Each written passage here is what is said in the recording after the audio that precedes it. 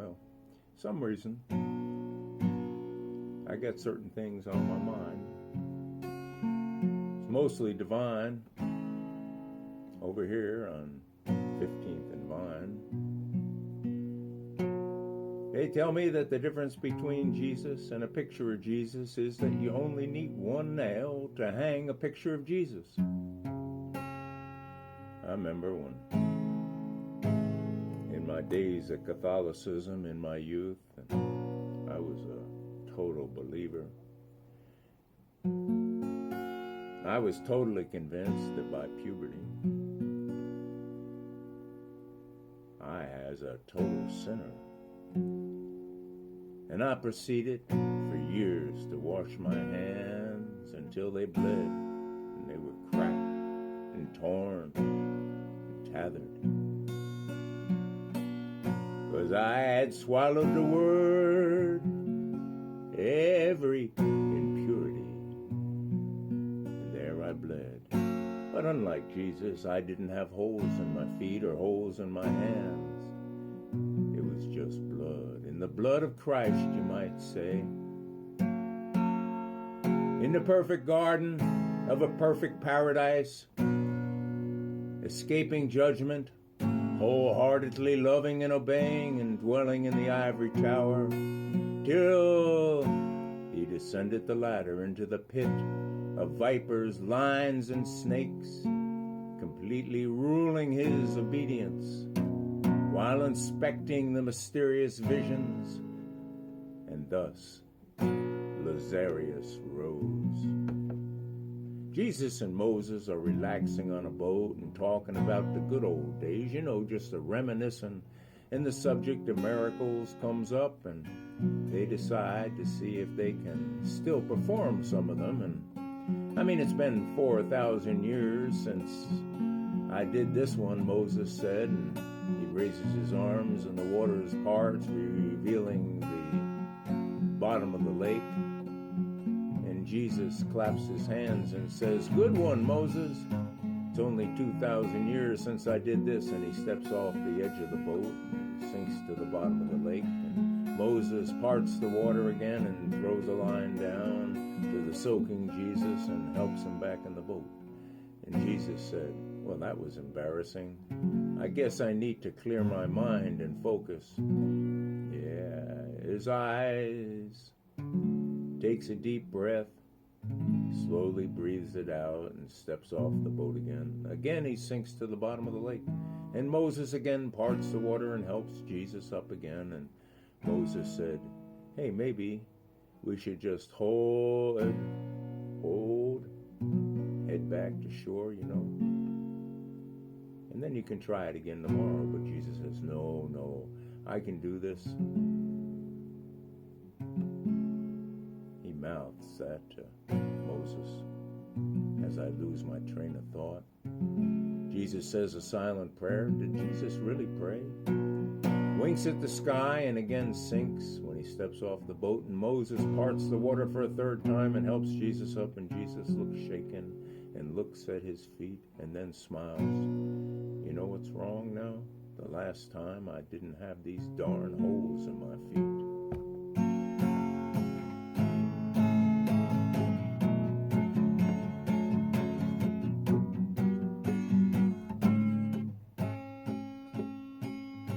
Now I'll tell you this, I'm not,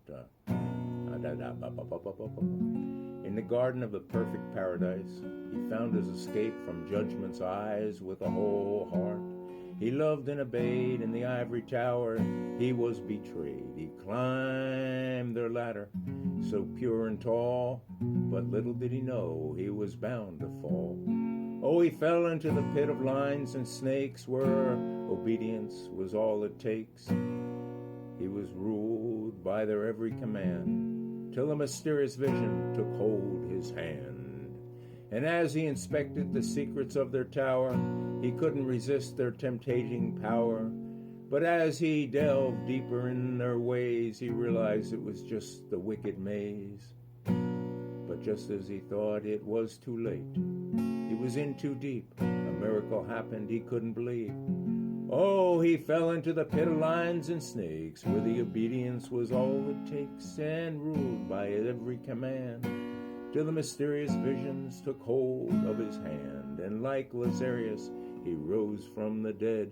With a newfound strength he lifted his head. He broke free from their grip, from their control, and found the truth deep within his soul. Oh, he fell into the pit of lions and snakes, where obedience was all it takes. He was ruled by their every command, till the mysterious vision took hold his hand. And in the garden of perfect paradise he found his escape from judgment's eyes. With a whole heart he loved and obeyed, but this time it was in a much better way. I never knew how much technology advanced Moses, but today I learned he was the first tablet that could connect to the cloud. I'm having trouble getting the words out of them. I'm having trouble with a lot of things today. Why is that here, man? Why don't you take this capo off this guitar and just have your way with it? Let's have the way. I'm gonna have my way with this here. The shape of a guitar as it nestles into the side of my stomach there, it reminds me of my feminine sense. But then again,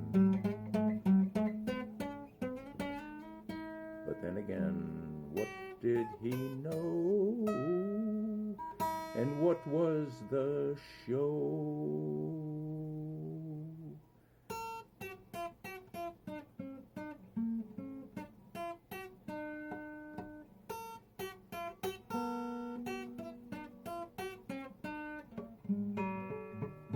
Helps you if you hit the right strings.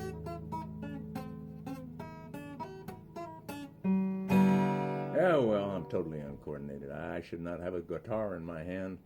Or maybe I should. Or maybe there are no shoulds, and maybe there are. Just things the way they are. And everything unfolds just as it does, like with a stretch of silence on the radio.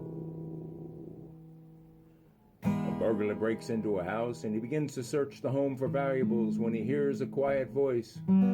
It says, Jesus is watching you, and he dismisses it as his paranoia and continues with his crime. And he hears the voice again, Jesus is watching you, and he knows this time it's not in his head. So he looks around the room.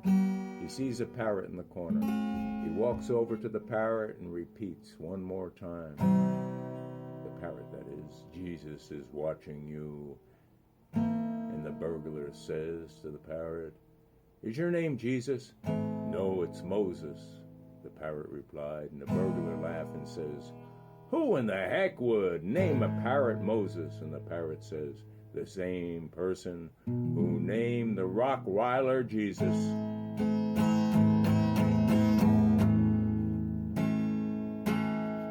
That's all I got to say for today, I think, because, well, stuff ain't coming out of my mouth the way I want it to.